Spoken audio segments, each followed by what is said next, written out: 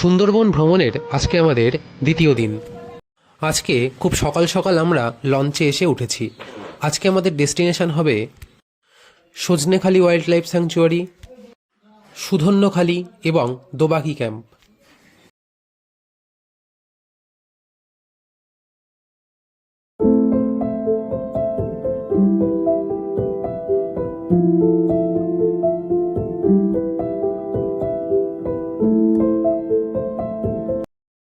আমাদের লঞ্চ এসে দাঁড়িয়েছে সজনেখালি ওয়াইল্ড লাইফ স্যাংচুয়ারিতে।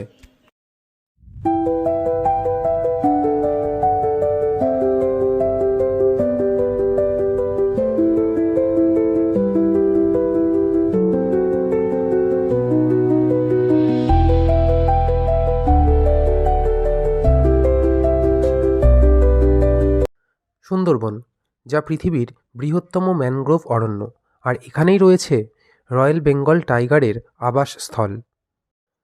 এখানে আরও একটা জিনিস রয়েছে যার কারণে সুন্দরবনের নামকরণ করা হয়। এখানে রয়েছে সুন্দরী গাছ, যার কারণেই সুন্দরবনের নামকরণ করা হয়েছিল।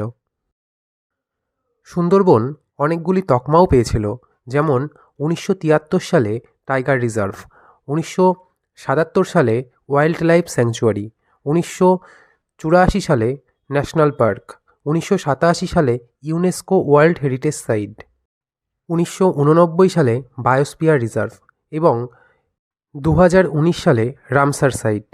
এই 6খানা তকমা সুন্দরবন পেয়েছে। আমরা প্রবেশ করলাম সজনেখালি ওয়াইল্ড লাইফ স্যাংচুয়ারির ভিতরে। এখানে প্রবেশ করেই দেখলাম ম্যাপ রয়েছে, আর এই যে পুকুরটা, এর মধ্যে রয়েছে কচ্ছপ।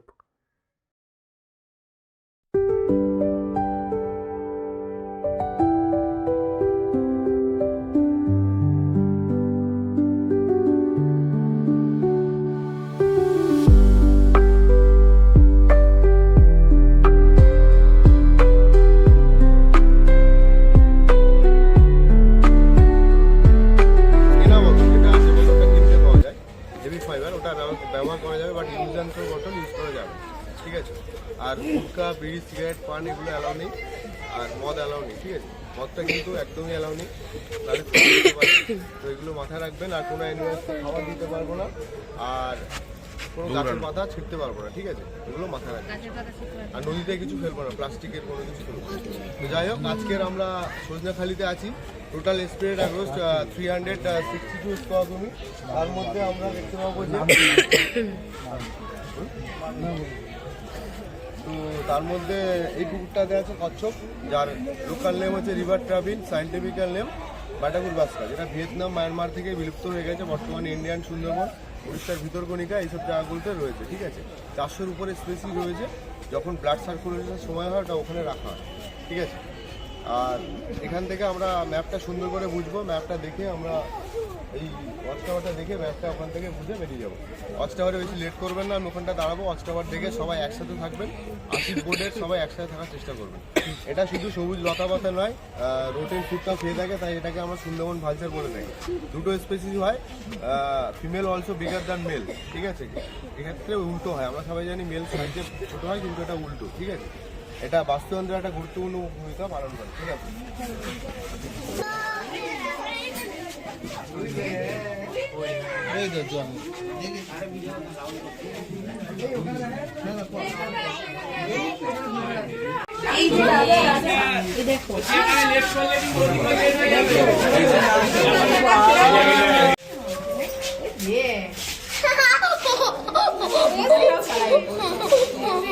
যেন মনে হচ্ছে কচ্ছপটাও পোজ দিচ্ছে ছবি তোলার জন্য।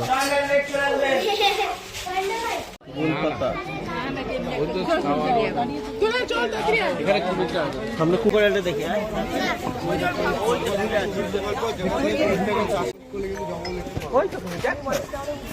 এসে পৌঁছেছি সজনেখালি ওয়াচ টাওয়ারে। এর উপরে উঠলে জঙ্গলটার একটা সুন্দর ভিউ পাওয়া যায়।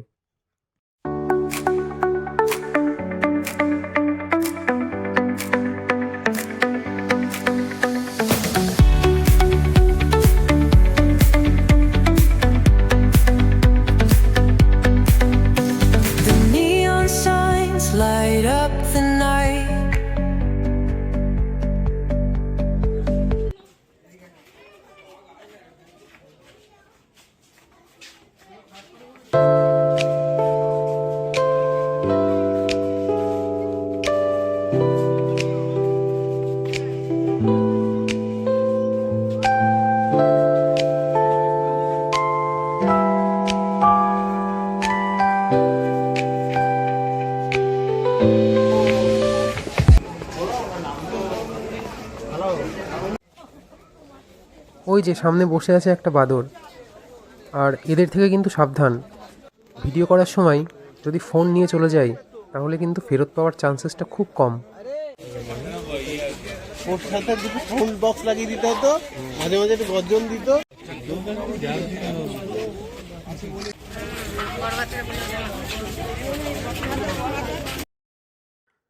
এই যে গাছটা দেখতে পাচ্ছেন, এই গাছের নাম হলো সুন্দরী গাছ। আর এই সুন্দরী গাছের জন্যই এই সুন্দরবন বিখ্যাত। সুন্দরী গাছের জন্যই এখানকার নামকরণ করা হয়েছে সুন্দরবন।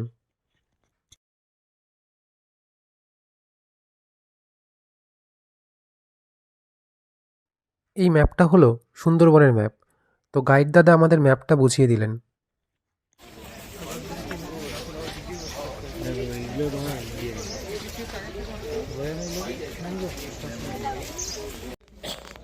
ওই যে দূরে শুয়ে রোদ পোয়াচ্ছে দুটো গুই সাপ। দাঁড়ান, জুম করে দেখাচ্ছি।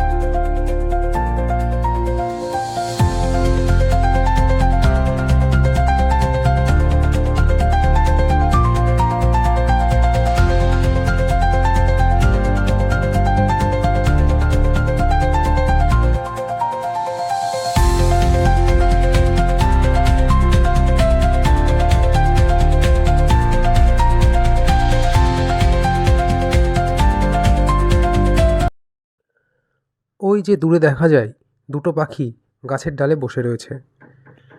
সেটাকে বলা হয় লিটল ইগল, আর যেটা ইয়েলো কালার থেকে অনেকটা।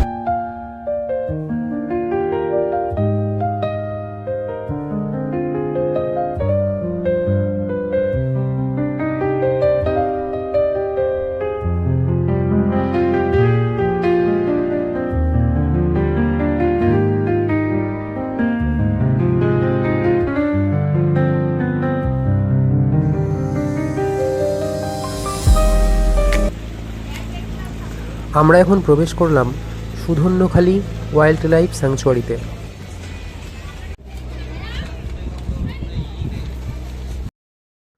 প্রবেশ করার পরেই বাঁদিকে রয়েছে বনদেবীর মন্দির। এটা হলো বনবী মন্দির। হিন্দু এবং মুসলিম সবাই এই দেবীকে মেনে জঙ্গলের মধ্যে যায়, তাকে না তারা বাঘের থেকে রক্ষা পেতে পারে। ঠিক আছে, সুন্দরবনের এটা ঐতিহাসিক ব্যাপার, যেটা দেখতে পাবো যে বনবিবির পিতামাতা ছিল ইব্রাহিম অ্যান্ড গুলাল বিবি, আর দক্ষিণ রায়ের পিতামাতা ছিল নারায়ণী অ্যান্ড ধন্দবক্স মণি। ধন্দবক্স মণি এই নারায়ণীর সাথে বনবিবির একটা ভালো বন্ডিং ছিল, সেটা দক্ষিণ রায় অ্যাকসেপ্ট করেনি। দক্ষিণ রায় ব্ল্যাক ম্যাজিক জানতো, নিজের রূপ চেঞ্জ করতে পারতো। সামটাইম উনি বাঘের রূপে পরিণত করতো। বেশি আওয়াজ করবেন না। আচ্ছা, বাঘের রূপে পরিবর্তন করতো, কখনো কখনো গম ব্লাড এটা নিত। ঠিক আছে, দক্ষিণ রায় বারাইপুর হোগলা মন্দিরে পুজো করা হয় এখনো, দেখবেন বিশাল বড় গোপ হাতে বন্দি করেছে। তো এমতো অবস্থায় ধনা বলে একটা হানি কালেক্টর জঙ্গলে নিয়ে যাবে দুঃখেকে। তো সেই সময় দক্ষিণ রায় স্বপ্নে এসে বলবে দুঃখেকে রেখে যাও, তুমি অনেক মধু পাবে। তো এমতো অবস্থায় দুঃখেকে রেখে চলে যায় কেঁদোখালির চরে। তো সেই সময় দক্ষিণ রায় এসে অ্যাটাক করবে, বনবী এসে রক্ষা করবে। এটা হলো গল্প স্টোরি, ঠিক আছে, যেটাকে আমরা বনবী পালা বলে থাকি। তো এখানকার হিন্দু মুসলিম সবাই both are worship this god and goddess. ঠিক আছে, তো এরা সবাই মেনে চলে। তো এটা হলো যেমন আমরা মনসামঙ্গল একটা গল্প আছে, এটাও একটা কাহিনী বনবী পালা। তো এখানকার সবাই জঙ্গলে যাওয়ার আগে এই দেবীকে মেনে তারপর যায়, তারা বাঘের থেকে না রক্ষা পেতে পারে।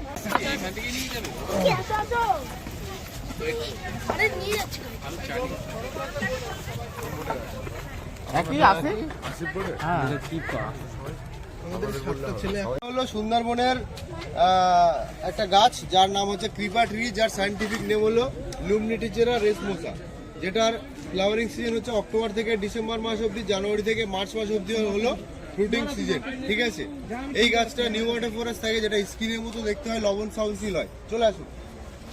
হলো ব্রিভিয়েরা জিমনারিজা। এটাতে নি রুটস দেখা যায়, অনেক সময় দেখা যায় মাটির উপরে হাঁটুর মতো মূল উঠে গেছে, এই গাছের থেকে ওঠে, ঠিক আছে।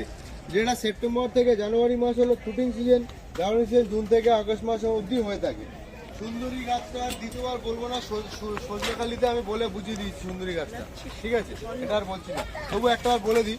সুন্দরী গাছ হলো, যার সাইন্টিফিক্যাল নেম হলো হারিটিয়ারা ফোম, যেটা মালবেসি প্রজাতির একটা গাছ, যেটা 70% সুন্দরবনে রয়েছে, যার ফ্রুটিং সিজন হলো এপ্রিল থেকে মে মাস, ফ্লাওয়ারিং সিজন মার্চ থেকে এপ্রিল মাস অবধি হয়ে থাকে। এই গাছের নামকরণ করে সুন্দরবনের নামকরণ করা হয়েছে। চলে আসুন।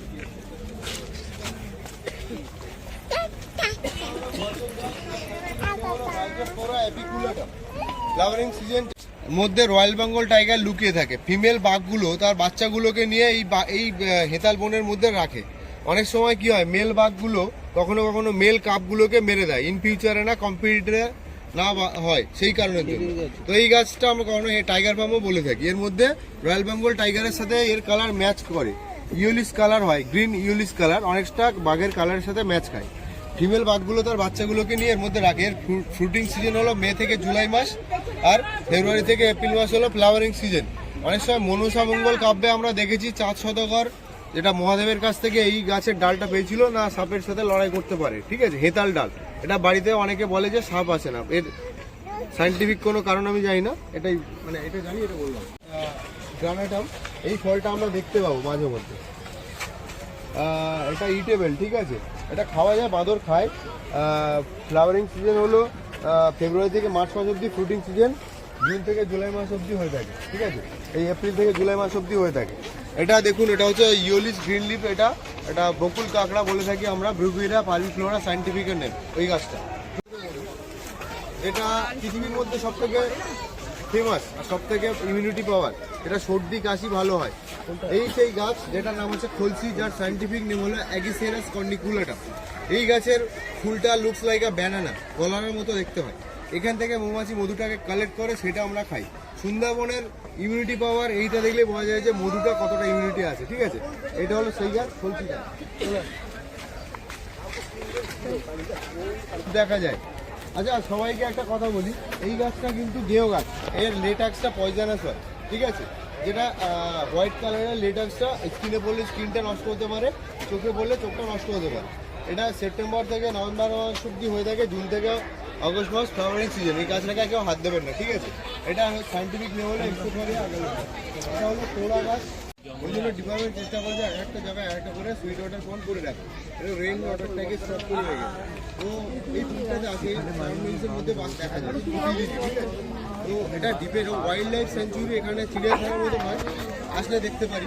ওরা ওয়াচ টাওয়ারে উঠে যান, আমি এখানটায় দাঁড়াবো, সবাই একসাথে যাবেন, একসাথে আবার আসবো, ঠিক আছে।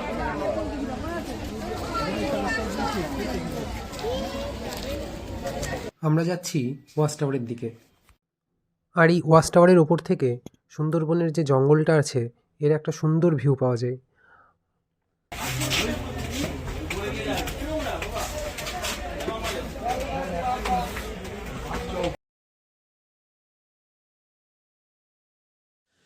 সুন্দরবনে যে নদীটা রয়েছে, আর এখানকার জলটা হচ্ছে নোনা জল, ঠিক আছে। আর এখানে একটা পুকুর রয়েছে, এটা হচ্ছে মিষ্টি জলের পুকুর। এইখানে জল খেতে বাঘ বা অন্যান্য বন্য জীবজন্তুরা এই পুকুরে জল খেতে আসে। তো এই ওয়াচ টাওয়ারে উঠলে তাদের দেখার সম্ভাবনা কিছুটা হলেও থাকে। আর ওই যে দূরে দেখা যায় বাঘের পায়ের ছাপ।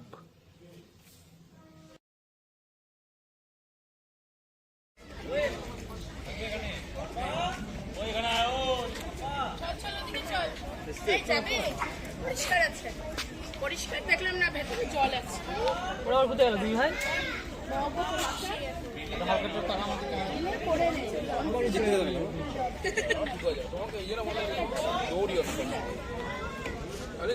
আর বাইরে বেরিয়ে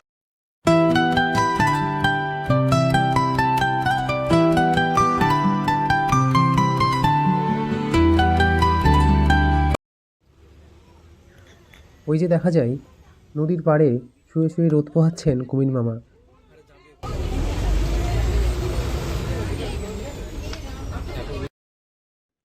আমাদের যিনি গাইড ছিলেন তিনি আমাদের সতর্ক করে দিলেন যে এবার সতর্ক থাকবেন, আমরা জঙ্গলের ভিতর দিয়ে যাচ্ছি যখন যা কিছু চোখে পড়ে যেতে পারে। তো বাঘ দেখার আশায় সবাই অধীর আগ্রহে বসে রইল।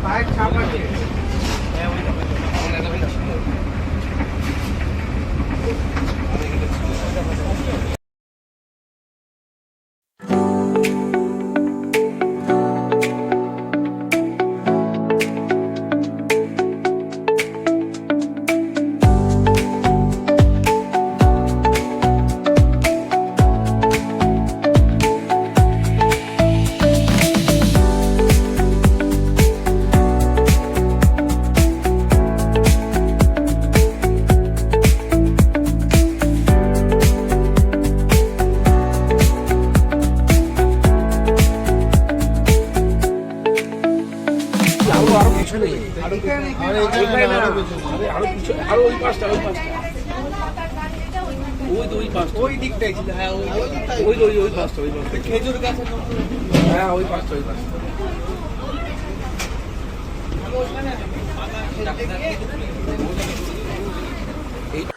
লঞ্চে বসে প্রকৃতিকে অনুভব করছিলাম। হঠাৎই বলতে শুনলাম যে বাঘ দেখা গেছে, কিন্তু দুর্ভাগ্যবশত আমি উঠে আসতে আসতেই বাঘ নদী পার হয়ে জঙ্গলের মধ্যে চলে গেছে।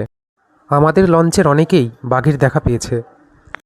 আমাদের যিনি লঞ্চ চালক ছিলেন, আস্তে আস্তে তিনি লঞ্চটাকে জঙ্গলের কাছে নিয়ে যেতে লাগলেন। আর অনেকক্ষণ দাঁড়ানোর পরেও আমরা আর বাঘের দেখা পেলাম না। ওই গাছের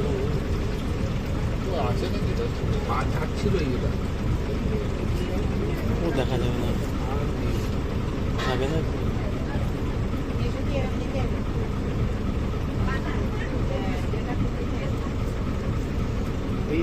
হ্যাঁ হ্যাঁ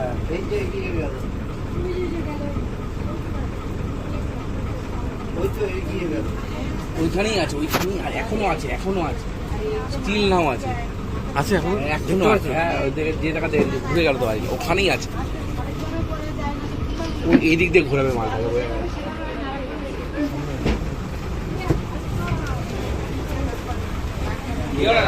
ওইটা থেকে এটা ভালো দেখা গেছে, আগেরটা থেকে এইটা দেখা গেছে, এটা একদম স্পষ্ট। ওইটা অর্ধেকটা মুভমেন্টই তো বোঝা গেল যে ওইটা মুভ করছে। করছে তো অনেক জায়গায়।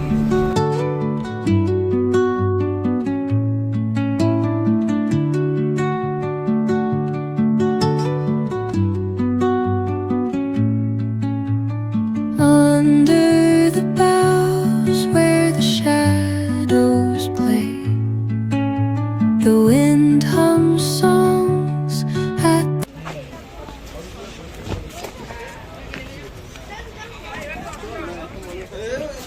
আমরা এখন প্রবেশ করছি দোবাকি ক্যাম্পে।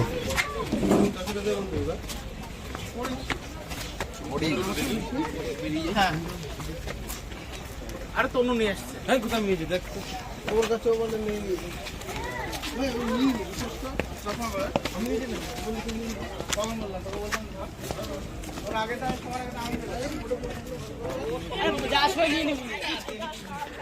এখানে আমরা প্রবেশ করব জঙ্গলের ভেতরে, অর্থাৎ নিচে জঙ্গল রয়েছে, ওপরে ব্রিজ টাইপের কিছু করা রয়েছে, আর এই চারিদিকে জাল দিয়ে ঘেরা রয়েছে। আর আমাদের যিনি গাইড ছিলেন তিনি বললেন এখানে বাঘ দেখার সম্ভাবনা 95% রয়েছে। না চুপচাপ আসে জানলার ধারে বসে টোকা খেয়েছি। আমার ভাই ওরা কই দীপক না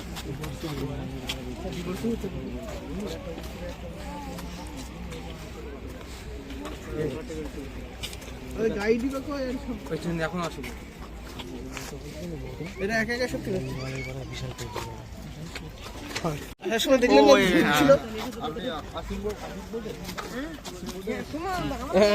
বাঘের পায়ের ছাপ, বাঘের দেখ দেখ কত বড় বড় পায়ের ছাপ। আর ওইগুলো না সবুজ দেখ কত বড় বড় ছাগল। চলো ফাঁকায় দেখা যায়, মনে হয় ফাঁকায় দেখা যায়। মাঝে মাঝে বেরিয়ে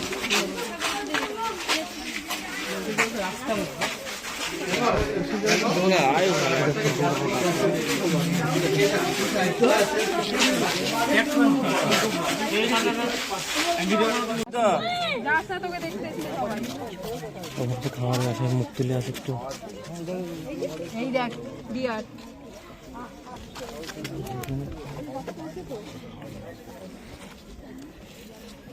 ছবি তুলে যাও।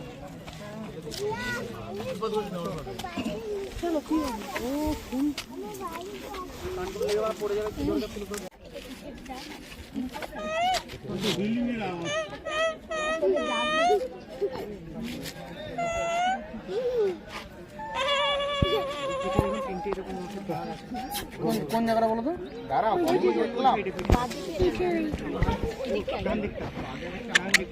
সাদার একটু বেশি স্পট।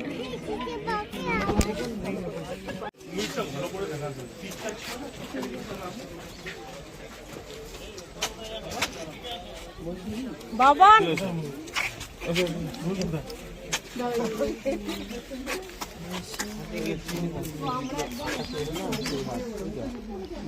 আমি একটা সাদা হাঁস দেখি, সাদা মাছ দেখি। আমি তো দেখি চিড়িয়াখানায় দেখি সাদা মুরগি। সে চেঙ্গা চেঙ্গা চেঙ্গার কথা মনে আছে? আরে ভাই, সূর্যটা এই দিক থেকে আসছে, ছবিটা কখনোই ভালো আসবে না। এইদিকে দাঁড়া, এইদিকে দাঁড়া। এই চেঙ্গাকে মনে আছে সে? চল ভাই, চল ভাই।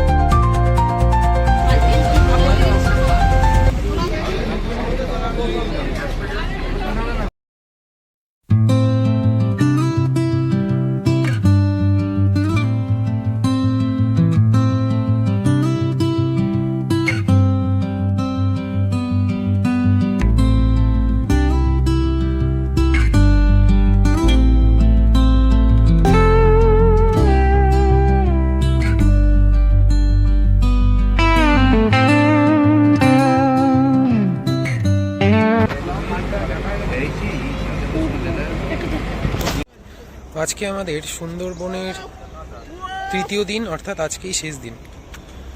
তো আজকে আমরা হোটেল থেকে বেরিয়ে একটু সাইট সিন করতে বেরিয়েছি। এই যে নদীর পাড় দিয়ে ঘুরে বেড়াচ্ছি।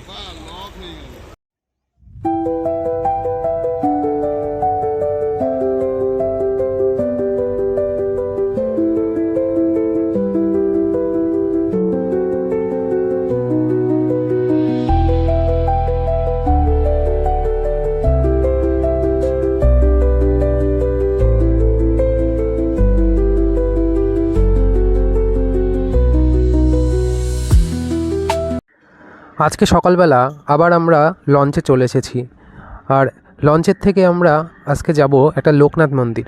ওই লোকনাথ মন্দির পরিদর্শন করে আমাদের আজকে সুন্দরবন জার্নি কমপ্লিট হবে।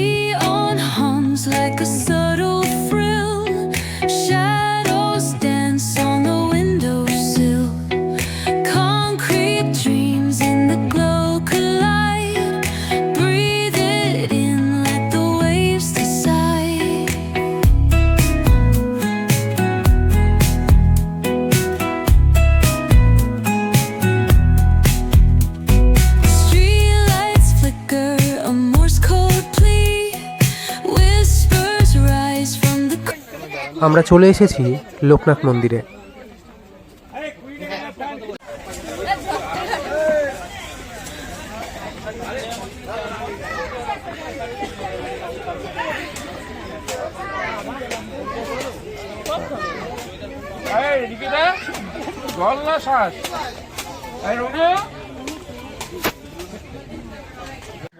রাস্তায় চলতে চলতেই দেখা হলো বড় বড় কাঁকড়া।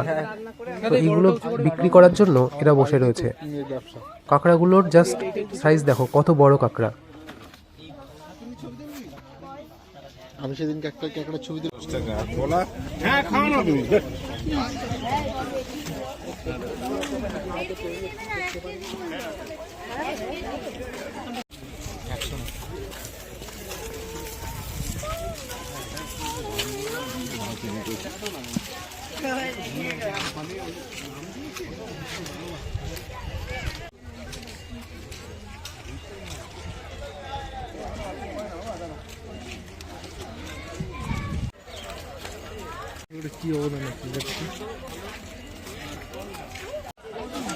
আমরা ভিতরে প্রবেশ করলাম লোকনাথ মন্দিরে, আর এইটাই আমাদের শেষ দর্শনস্থল।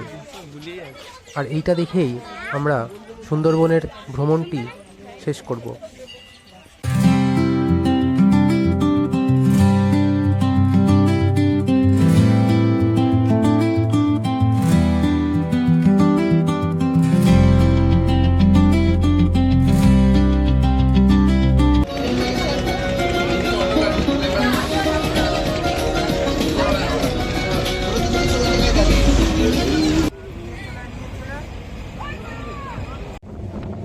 এইভাবেই শেষ হলো আমাদের সুন্দরবনের জার্নি। ভালো থেকো সুন্দরবন, আবার দেখা হবে অন্য কোনো দিন। আর তোমাদের ভিডিওটা কেমন লাগলো কমেন্টে জানিয়ে যেও। আবার অন্য কোনো দিন দেখা হবে অন্য কোনো নতুন ভিডিও নিয়ে। ততক্ষণের জন্য সবাই ভালো থাকবে। টাটা।